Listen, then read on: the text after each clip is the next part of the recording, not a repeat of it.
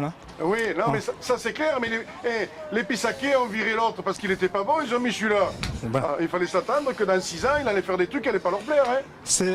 C'est la difficulté des élections de ce type. Oui. On réagit plus contre que pour un projet. Oui, voilà. Les projets, on a du mal à les développer. Oui. C'est le cas actuellement, dans cette campagne des législatives où le programme de la France Insoumise mériterait d'être vu, entendu dans toutes les télévisions. Or, on sent bien qu'il y a un boycott de la part des grands médias, tout à fait. au point même d'ignominie, quoi. On nous a refusé une place dans un débat France Bleu FR3 au prétexte qu'il n'y aurait pas eu de chaises en nombre suffisant. Bon, on comprend bien. On comprend bien le mépris le mépris de classe. Voilà. Oui, tout à fait. Bonne journée, monsieur. Bonjour. Oui, alors c'est vrai que les médias ne parlent pas beaucoup des petits candidats, enfin que je dis petits, Jean-Luc Mélenchon n'était pas un petit candidat, mais je veux dire vous arrivez, je dirais, en position difficile devant votre voix, votre parole a du mal à passer, ben vous passez sur les réseaux sociaux. Je crois qu'aujourd'hui, ce qui est bien, ce qu'il faut se dire aujourd'hui, c'est que les médias n'ont plus le monopole de l'information. Ça, c'est quand même une bonne chose. Alors, ils n'ont plus le monopole de l'information, mais il reste quand même que les gens, quand ils débauchent, la première chose qu'ils font, c'est allumer la télévision. C'est vrai.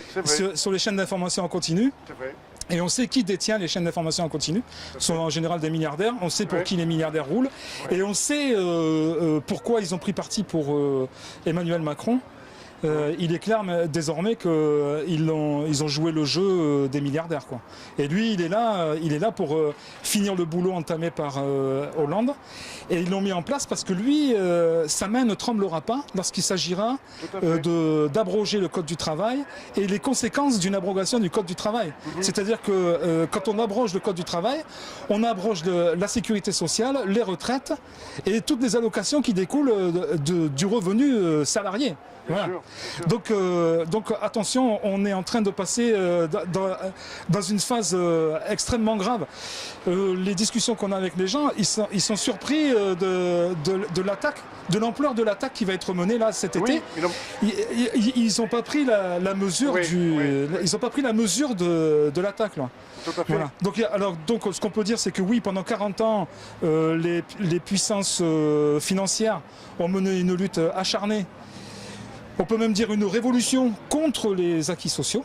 Aujourd'hui, l'étape ultime, on arrive à l'étape ultime, c'est-à-dire celui qui va prendre le stylo, qui va dire il n'y aura plus de sécurité sociale, il n'y aura plus de code du travail, il n'y aura plus de garantie pour personne. On vivra dans un monde de précarité.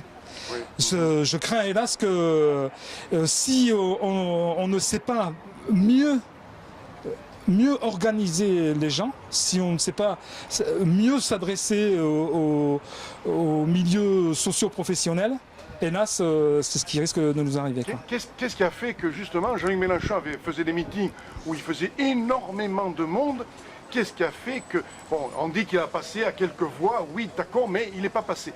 Qu'est-ce qui a fait que les gens finissent par comprendre, et puis se disent oui, ah bon d'accord, on va voir ça. Qu'est-ce qui a fait que le message a eu du mal à passer? Si je tente un résumé, on peut dire qu'il n'y a pas eu de campagne électorale. La campagne électorale s'est résumée aux affaires Fillon, Le Pen, etc. On a très rarement abordé ces affaires sous l'angle politique, qui auraient mérité d'être abordées sous l'angle politique. Comment on peut s'enrichir en passant sa vie à représenter le peuple. Voilà. Donc il n'y a pas eu de campagne électorale. Ce manque de campagne électorale a conduit les gens vers l'abstention ou le vote blanc. 10 millions de personnes se sont abstenues. Mélenchon passe à côté du deuxième tour pour 600 000 voix. Faut quand même se rendre compte de ce que ça représente, quoi. 600 000 voix quand on a 10 millions d'abstention. Je comprends maintenant la puissance des médias qui ont mené Macron comme on mène un produit marketing. Je veux vendre du shampoing, et bien mon shampoing va passer 5 fois, 10 fois l'heure sur les médias. télévision, radio, etc. Mais Macron, c'est la même chose. 17 000 une, je crois. Il a fait 17 000 une de journaux de la presse papier. Faut se rendre compte de comment ça peut marquer les esprits. 17 000 une. C'est énorme.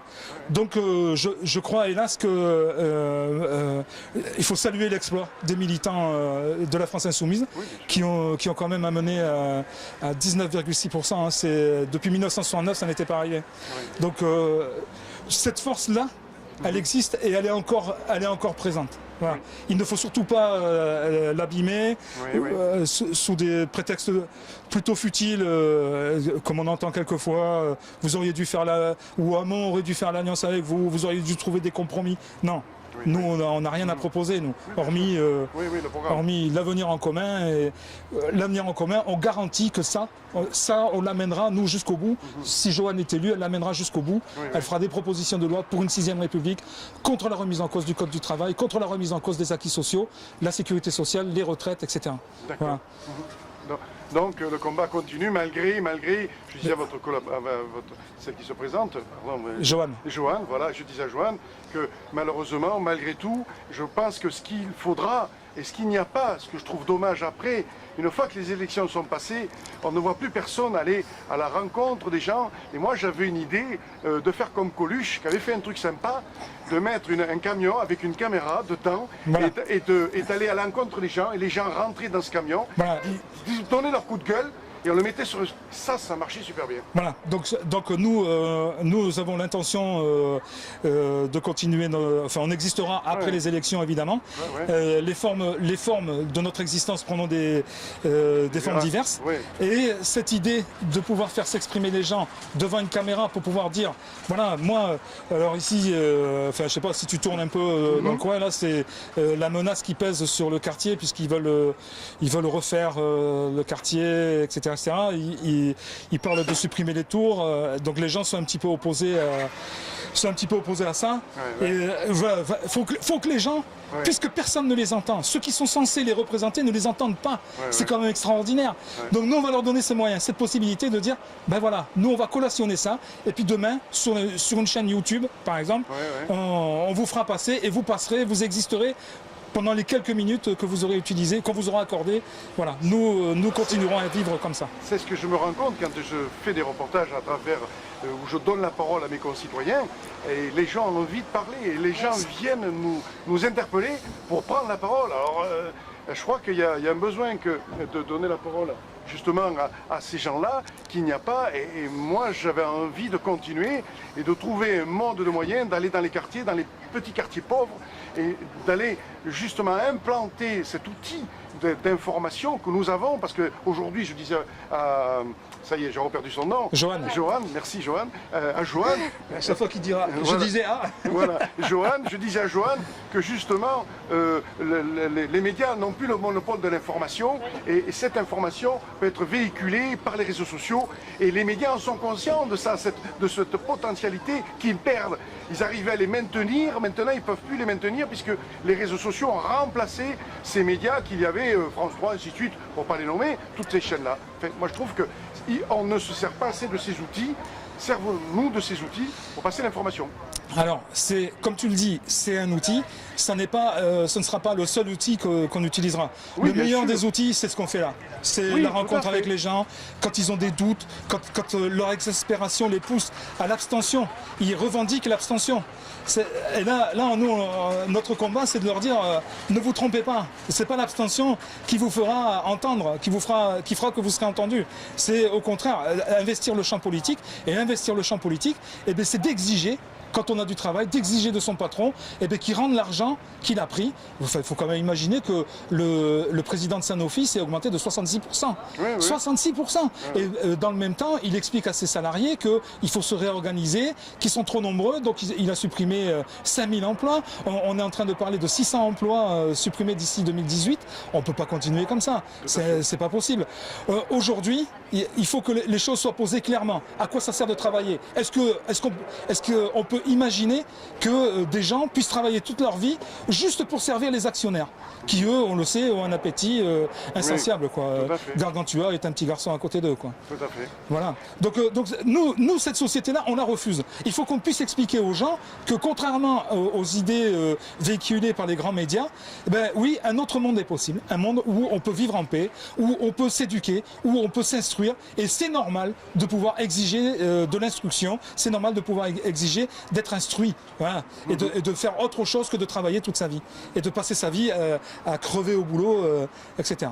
Oui, ce qu'avait dit Macron, dans une usine qu'ils ne savaient pas lire ou écrire, ils les avaient... ils étaient illettrés. Oui, voilà, c'était un scandale. Le mépris. Mais voilà, ils l'ont choisi pour ça. Parce que lui, il sait pas, lui.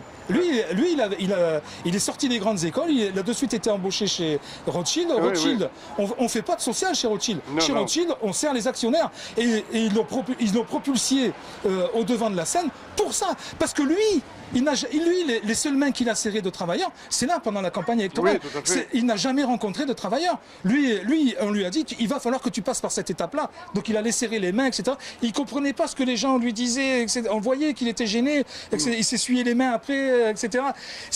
Parce que pour signer ce qu'ils vont signer là, ils ont besoin de gens comme ça, qui ne connaissent pas. Chirac, Sarkozy, etc. Eux, ils sont de l'ancien monde, du monde où tu étais obligé d'aller voir les salariés, etc. Et donc tu t'imprégnais de ce savoir, de cette vie, etc. Lui, non, il ne connaît pas. Donc lui, quand on lui dira, tu prends le stylo, tu signes, c'est fini le code du travail, c'est fini la sécurité sociale, c'est fini la retraite, lui, il le fera, parce qu'il ne sait pas, lui, les conséquences que ça aura. Voilà. Oui, tout à fait. Et lui... Pour lui, il pense que ça servira les actionnaires, donc c'est bon. C'est bon pour lui. Parce que dans son monde, c'est bon de servir les actionnaires. Et les politiques ne servent qu'à ça. Autrement dit, qui assure le risque et qui s'assure les dividendes? Voilà sa théorie. D'accord. Voilà. Bon, ben on peut dire aux gens s'ils veulent venir devant la caméra. Il faut leur dire aux gens s'ils veulent parler. Alors, je ne sais pas s'il est parti. Voilà. Hein. Il est parti, c'est dommage. Qui c'était? Merde, un monsieur là qui... c'est dommage parce que... alors voilà, lui, c'était quelqu'un qui a toujours voté à gauche. Voilà, il a voté Mélenchon aux élections présidentielles. Et là, il disait, moi, je ne veux plus voter, c'est fini. Alors on a réussi à le convaincre. Au moins, va voter au premier tour pour Johan Sebeau. Etc.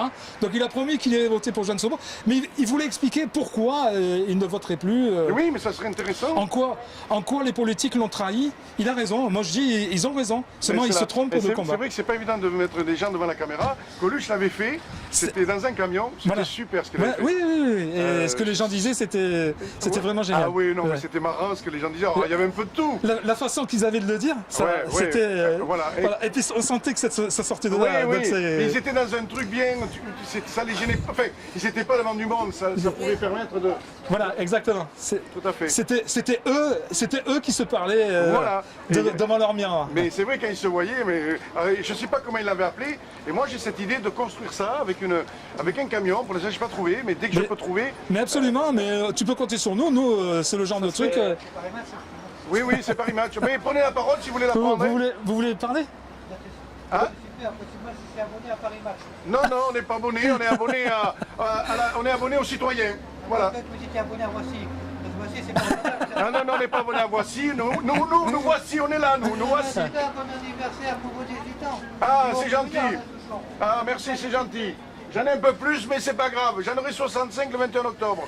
Alors vous pouvez me le souhaiter le 21 octobre. Le 21 octobre 52 à mardi. Aïe. Bon, mais c'est bien. Vous êtes né le jour de Sainte-Céline. Voilà.